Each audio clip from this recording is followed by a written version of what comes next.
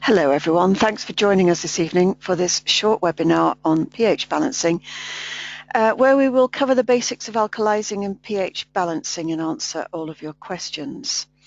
My name is Elizabeth Clemens from Live Blood London, where we practice live blood analysis and good health principles, including pH balancing. We will be recording this webinar, so you don't have to write anything down. We'll be sending you a copy of all the links and all the information covered right after the webinar. You should find a control panel where you can type in questions. I'll give you a minute to locate it. If you'd like to type something in the box to say that you found it okay, I'll give you a minute to do that. It's called the questions box, and also you'll find a button that will enable you to see the webinar in full screen, which should be the fourth button down. So is everybody okay with that? Yep, good. Okay, right, so let's get started. Today we are covering some aspects of biochemistry and why we need to get balanced, as well as a plan to get you started. It is a huge subject, and this is really just an introduction. I'm not going to cover the acid alkaline diet, as you can find information on that everywhere. However, if you do want any help with it, please do email me. This is the email address here. So, I'll happily send you that information. And also, if you come up with any questions after the webinar, put them into an email and send them to me. So that's it. Let's get started. The pH balance of the human bloodstream is recognized by all medical physiology texts as one of the most important biochemical balances in all of human chemistry. This is how important pH balancing is. So a simple analogy is that the human body is approximately 70% fluid, and this is made up of blood, lymph, interstitial fluids, as well as many other bodily fluids. Now you can compare this to a fish tank. If we don't keep the pH balance of the fish tank regulated, we start to get mould, fungus and bacteria, overgrowth, all those black slimy things on the side of the fish tank. Now it's the same with our bodily fluid. And what is pH? Well, pH stands for potential hydrogen, which measures the degree of concentration of hydrogen ions in a substance or solution. It is measured on a logarithmic scale of 0 to 14. Higher numbers mean more alkaline, lower numbers more acidic. The middle, 7, is neutral. Now this is a logarithmic scale, and that means that 7 being neutral, if your acid or your pH reading is 6, that means you are 10 times more acidic than a reading of 7. If your reading is 5, that means you are 100 times more acidic than a reading of 7 and 10 times more acidic of a reading of 6. And it continues on. So you can see how powerful that can be.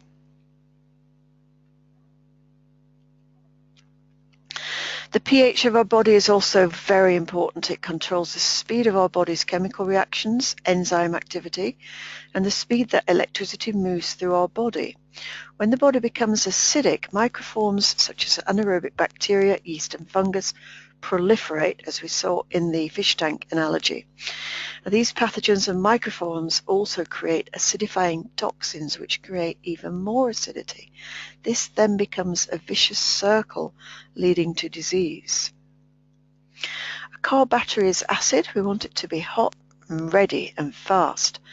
Whereas a torch battery is alkaline. We need it to be cool and burn out long and slowly. If we become too acidic, we become like that car, hot and fast, overly stressed, quick to anger, burned out, exhausted. Sound familiar? And if we get too alkaline, we can also become too laid back with foggy thinking. What we eat and drink will impact our body's pH level, which then controls the activity of every metabolic function happening in our body. this is so important. Now, 100 years or so ago, this was much less of a problem because we may have had other problems, but we ate a much more natural diet. We only ate foods that were available locally and in season. Now our foods are manufactured, our soil is full of chemicals and depleted of minerals, our diet has become very acidic, and all the chemicals, pesticides, steroids and antibiotics in our foods and life in general have added fuel to this fire. We've got ready-made meals, fast foods, frozen foods, canned foods, tin foods, processed foods, salt, sugar, additives, preservatives, colours and chemicals, and this has become the norm. Now, pH is behind our intracellular activity as well as the body's ability to utilize enzymes, vitamins and minerals. That is why pH is one of the first things to be looked at if you are experiencing imbalance in your body in any way. And since our pH level is a direct result of what we eat and drink, to address the imbalance we need to look at what we have been eating or drinking that has impacted our pH. Dr. Robert Young, well-known author of the pH Miracle Diet, writes about one of his most well-known discoveries of the cause of obesity and the overweight. He has shown that fat is actually an over-acidification problem. What does that mean? Well, the body creates fat cells to carry acids away from your vital organs. So these acids literally don't choke your organs to death. So fat is saving your life. Fat is actually a response from the body to an alarming over-acidic condition. So how do you lose weight? Alkalize and exercise. We'll show you how to alkalize. So the vicious circle, mineral assimilation, is affected by pH, as we discussed earlier. Our digestive system and what we feed our body impacts our pH and determines whether we have dynamically good health or imbalance and disease. Back to those minerals. Minerals have different pH levels at which they can be assimilated into the body. Minerals on the lower end of the atomic scale can be assimilated in a wider pH range, and minerals higher up on the scale require a narrower pH range in order to be assimilated by the body. And what this means is that sodium and magnesium have a wide pH assimilation range, but this narrows somewhat for calcium and potassium. The range narrows more for manganese and iron, more for zinc and copper, and even more for iodine. Now, mineral deficiency relates to the quantity of life energy in our bodies, but more about the iodine. As minerals have different pH levels at which they can be assimilated into the body, this includes iodine, which is one of the most important minerals for the proper functioning of the thyroid. Now, malfunctioning thyroids have been connected to arthritis, heart attacks, diabetes, cancer, depression, weight gain, fatigue, and more. Now, how many people do you know with thyroid problems? How many people do you know with arthritis, heart attacks, diabetes, cancer, depression, weight gain, fatigue, and more, themselves or in their family? Are you beginning to get the picture? So pH, blood and disease. The human blood stays in a very narrow range of 7.3 to 7.4. Below or above this means symptoms and disease, and going out of this range leads to death. The blood will do anything to maintain its pH balance, including leaching minerals from the bones. This is a huge cause of osteoporosis. When pH goes out of balance, microbial forms in the blood can change shape, mutate, and grow. And when pH goes off, enzymes that are constructive can become destructive. When pH goes off, oxygen delivery to the cells suffers. And research now shows that oxygen delivery to the cells is a major factor in most degenerative conditions and cancer growth. In fact, research has shown that cancer cells thrive in acidic environments but perish in alkaline environments. It's all about the internal environment. Bacteria and disease is a consequence of a polluted environment, just as rats and vermin appear when rubbish is dumped because they wish to feed off it.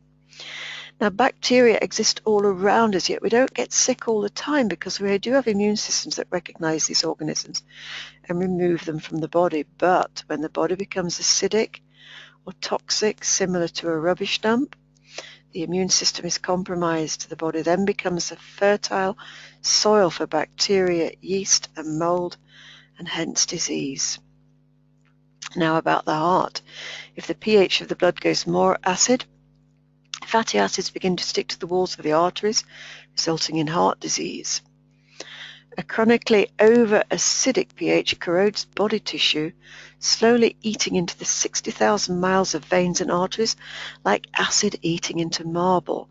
If left unchecked, it will interrupt all cellular activities and functions, from the beating of your heart to the neural firing of your brain.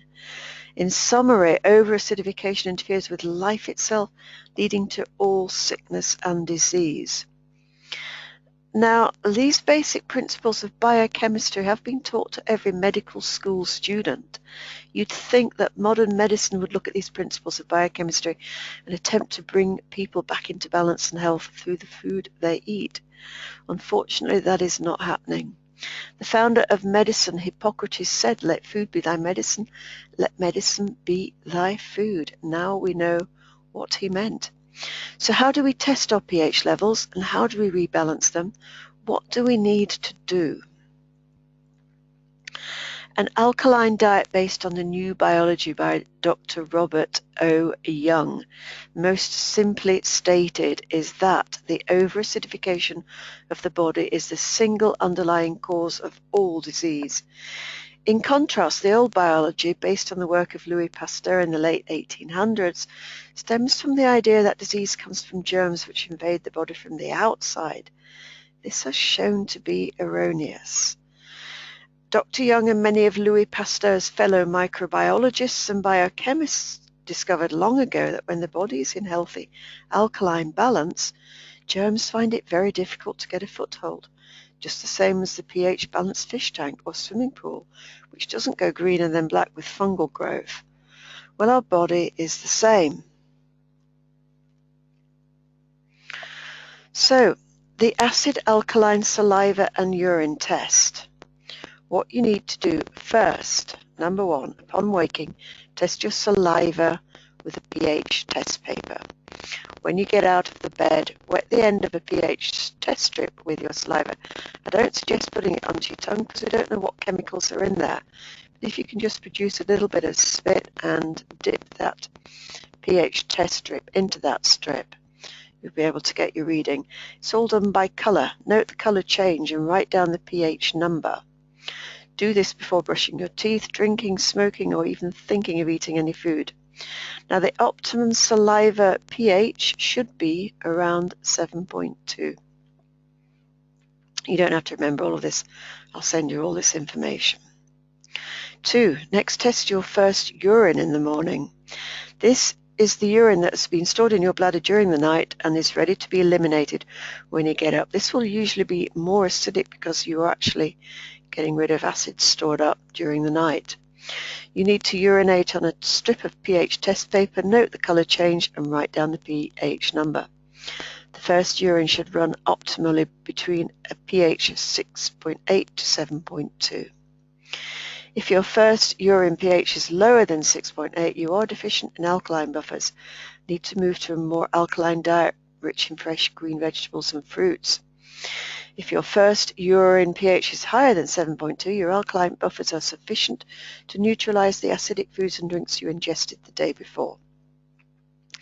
To balance the pH of the urine, you need to move away from acidic foods and drinks and begin ingesting liberal amounts of electron-rich green vegetables, low sugar fruits, and healthy polyunsaturated fats and green supplements, such as chlorella. More about that later. Number 3, next, test your second morning urine before eating any food. This number should be the pH of your second urine after you have eliminated the acid load from the day before with your first urine. The acid should be gone the second time you go to the bathroom, so your urine pH should be ideally 7.2 or higher. If the pH is lower than 6.8, then you are in a state of latent tissue acidosis, and you are deficient of alkaline buffers such as bicarbonate, sodium, potassium, magnesium, and calcium. The lower pH is also indicative of a diet high in protein and an increase in acids from proteins, including nitric, sulphuric, phosphoric, and uric acids. So if you are getting that reading, eliminate from the diet proteins from beef, chicken, turkey, pork, and fish to normalize your pH at 7.2. And eat liberal amounts of green foods, green drinks, healthy polyunsaturated fats, and chlorella supplements. For breakfast, have a fresh juice, green drink, an alkaline breakfast, or drink some fresh almond milk. Wait 15 minutes and then check your urine and saliva again. Write these pH numbers down also. The pH numbers will go up from the first and second morning urine and saliva if you have sufficient alkaline reserves to buffer acids. If you do not, then the pH numbers will show very little change or even go down from the early morning pH numbers. And finally, number 5, make sure you check your urine and saliva pH between meals, i.e. between breakfast and lunch and between lunch and dinner.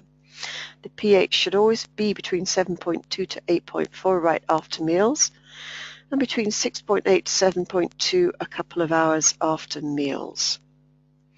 Now these 5 tests show the following: the efficiency of the digestive system to deal with what you ate the day before, and these numbers will change from day to day if you are living and eating an acidic diet, and you will see the results of changing your diet. If you change to eating more alkaline foods, you'll see the pH of the urine and saliva become more constant and balanced at a pH of 7.2 or even higher. You will be able to observe the alkalizing effect of adding a juicing and or green supplement to your diet as well. You will see how well you treat yourself in general, how strong the salivary glands, stomach, pancreas, gallbladder and liver are in dealing with this excess acidity. This number shows the overall state of your health, the condition of the alkaline reserve of your body, which reflects the diet you have been eating over the last months and years. The pH number stays rather constant and will only change after some work has been done in alkalizing and energizing the body. The pH of your saliva and urine after you eat or drink gives you an indication of your alkaline mineral reserves and your body's ability to deal with the acid residues created from the digestion of that food or drink. It is normal for your pH number to increase after you eat or drink and not stay static or decrease. This once again indicates your inability to deal with acid, the deficiency of alkaline reserves and the buildup of latent tissue acidosis. So even if you think of a food like an avocado or a lemon, the pH of your saliva should increase by a whole point. This simple test indicates you have sufficient alkaline reserve minerals to pull into your digestive system to begin the digestive and alkaline buffering process. So the ideal urine and saliva pH pattern is 7.2 on awakening, 6.8 to 7.2 before eating, and 7.2 to 8.5 following any alkaline meal or drink. A simple test can be done at most any time of the day by eating a few almonds. This will check the adequacy of the alkaline reserve of the body. When a healthy person with adequate alkaline reserves eats a few almonds, the saliva pH almost immediately goes up to a pH of 8.4. The more acidic the food that is eaten, the more rapid the response of the alkaline reserve, and the higher the saliva pH should be following a meal. So, monitoring your saliva and urine pH puts the responsibility of caring for your health back into your hands. Measuring the saliva and urine pH guides your therapy and shows you how living, eating and drinking determines the quality and quantity of your life. You should monitor your saliva and urine each day for at least 12 weeks or until you establish your balanced pH at 7.2. Once you have established a balance pH at 7.2, you can reduce the number of tests to once a day or even 2 or 3 times a week. So what do you do to balance your pH? Alkalizing your body does not have to take a radical change to your eating habits. The most important thing is that you take steps to add highly alkaline foods into your diet. Green vegetables are the most highly alkaline foods on the planet, as are green juices. If you're going to have a steak for dinner, which is a highly acid-forming food, then be sure to at least start off your meal with a big salad, no cheese and light dressing, and have some steamed or fresh veggies as a side dish instead of that baked potato, which is also acid forming. Now this will help your body to counteract the acid byproducts with healthy alkaline byproducts. Another tip is to supercharge your body with an alkalizing drink. I use Skip Archimedes, chlorella and other supplements along with juicing. For me, these are the best food supplements on the planet. I'm going to send you this link to Skip Archimedes supplements. He makes chlorella in a tablet form, so you can take your chlorella easily throughout the day. This is much easier than having to get spoonsful and put them into a juice. You can just take the tablets throughout the day. But I also follow Skip's Supercharge Your Life 10 Commandments of Health, which are very energizing and alkalizing. I'm also going to send you a link to this. So if you can start off your day with a good vegetable juice with chlorella and take chlorella tablets throughout the day, that will be very alkalizing. Cut out stimulants such as coffee and tea. Once the body has detoxified from all the garbage, this need for caffeine does go away. This is not only healthy, but it's also easier on your budget. After a long night's sleep, your body is often dehydrated and craving nutrients. Drinking some water with freshly squeezed lemon juice is highly alkalizing and nourishing for the body. Just chop one up and create a really highly alkalizing beverage and drink them throughout the day if you can. It's very alkalizing. Lastly, you may be wondering how to keep the body alkaline whilst also getting in lots of protein every day. Well, there are alkaline sources of protein, including tofu and lentils, certain nuts like almonds and Brazil nuts, and certain grains like quinoa and spelt. There are also some very good whole food supplements that are very high in protein, but do keep natural and organic if possible. I recommend Skip's protein supplements to all my clients and use them myself. They're very natural, organic, and they really are the real deal. Get them from his website, skiparchimedes.com. Again, I'll be sending you the link to all of this. So in the end, I hope this webinar has helped you understand the crucial importance of your body's pH balance. I also hope that it's sparked your interest in cleaning up your diet and really paying attention to what your body needs. Make a few small additions or changes to your diet and you're bound to see some incredible changes over the long term.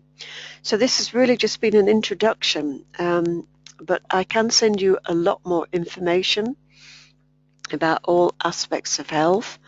We have a Facebook page, Alkaline Life, and also Live Blood London. Again, I'll be sending you the link. We also have a newsletter that we send out every week, which is full of lots of information about all aspects of health. And finally, this is where you get your pH strips from valuemed.co.uk. Again, I'll be sending you links to that as well. If you have any questions after this webinar, please send them in to us at info@livebloodlondon.com. I'll be really glad to help you to answer anything. And thank you very much for joining me, and I look forward to hearing from you. Thank you very much for joining and look forward to your questions. Thank you, and bye for now.